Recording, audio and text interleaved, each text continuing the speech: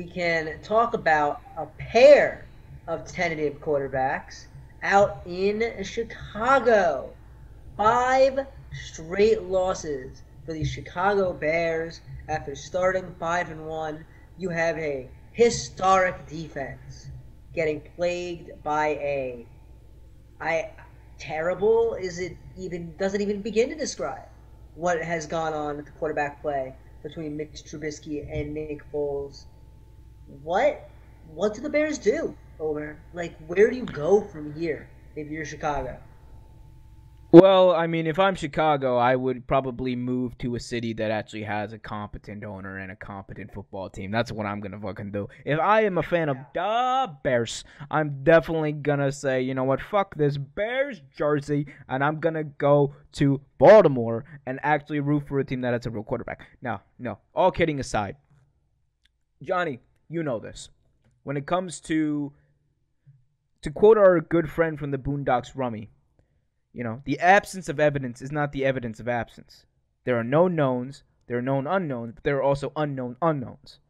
But the known known in this situation is that Nick Foles and Mr. Biscuit, the Bear quarterback, absolutely fucking suck. They are two terrible quarterbacks in this offense. They're not working out. If you look at them, the stats don't tell the full story. Like I said before, all right, Mr. Trubisky, he has 9 touchdowns, 5 interceptions. People want to say, oh, he's having a good season. But that offense was not effective in the games he was playing. The games he was playing, they were losing down against teams like Detroit. They were not performing well. Their defense bailed them out like they did most of the season. Same thing with Nick Foles. People want to say, oh, he beat Tom Brady and the Buccaneers. But the issue is when he was facing those teams, who were the people that came up big? It was Khalil Mack and that defense. And don't get me wrong. I'm not saying that these guys are not competent quarterbacks. I'm not saying that they're not, at least backup level quarterbacks. That's what they are, though. Nick Foles and Mr. Trubisky are very good and I think effective backup quarterbacks, and that's their ceiling. And that's not bad about in the NFL. People like to say, "Oh my God, he's just a backup quarterback." I like to say, well, if you're a backup quarterback, you still got to be pretty damn good. Look at Brian Fitzpatrick.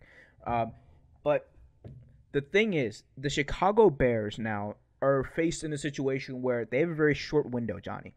A very short window to be successful and to possibly win a Super Bowl, because that defenses like that don't come around a lot.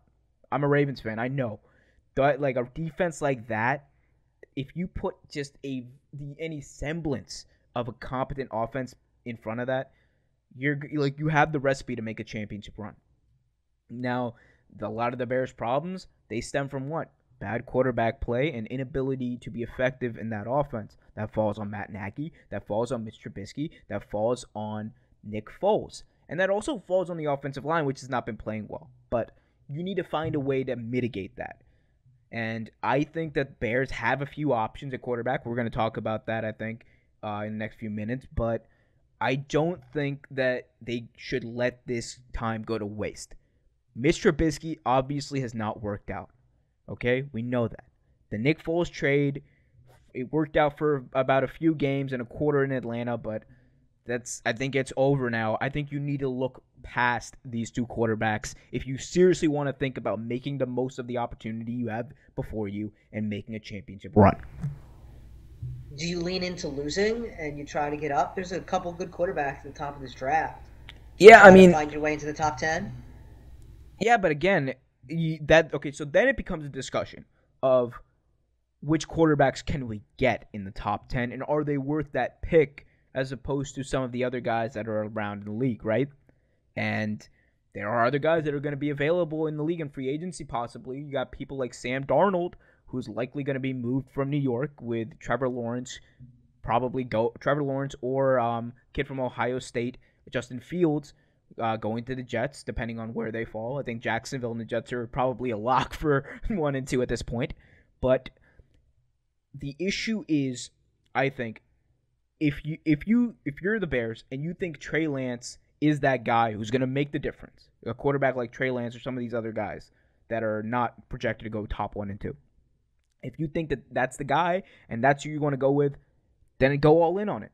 I'm telling you, go all in on it. But if you're not sure that Trey Lance or one of these other guys is the franchise guy, is the person that you want holding on to that offense, operating in that system, then I think you should pause, explore your options, and possibly consider drafting offensive line, because that no quarterback is going to be successful behind that offensive line. Whether you want to trade down, get some more picks maybe, and do something about that, you cannot be successful behind that line. And people like Allen Robinson, they deserve a quarterback who's going to be able to get them the ball. Now, what is one of the people we talked about? We talked about Sam Darnold. Sam Darnold, obviously, his time with the Jets looks like it's about to be over. He could be a possible trade thing that could come over, and I think that that's something that you've heard people like Greeny from ESPN say. That's a possible situation. There are others. Another name that you haven't probably heard is Joe Flacco, and that could be that. I'm telling you, don't. I know I sound like a Ravens fan here. I am, but I'm telling you, don't sleep on Flacco. I've seen him, and he's doing pretty damn good with the Jets. He's doing better than Sam Darnold, way better than Sam Darnold is. Yeah, but that's not. Look, I know. One hell of a bar. I know. I was just playing. Hey guys, thanks for watching. We appreciate it. For more content, please hit that notification bell, comment, subscribe, and everything like that. And just remember, keep it real.